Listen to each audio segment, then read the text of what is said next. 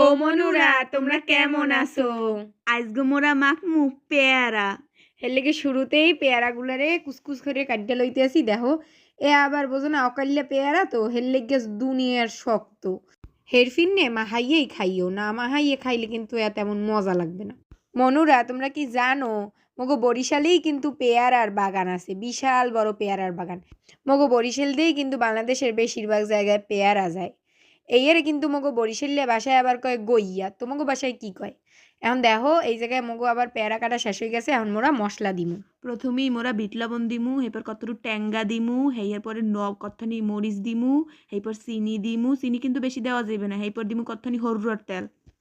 এরপরে হেয়ে দিয়া সুন্দর করে মাহাবা, যাতে মশলা যেন একেবারে হারাবাড়ি ছড়াই ছিটেই যায়, বুঝছো? হারাবাড়ি যেন মশলা লাগে। মনুরা দেখলাম তো তোমরা মাহার ভিডিও বেমালা পছন্দ হরো, নিচে কিন্তু কমেন্ট করে জানাইও তোমরা মগোদার আর কি মাহা দেখতে চাও।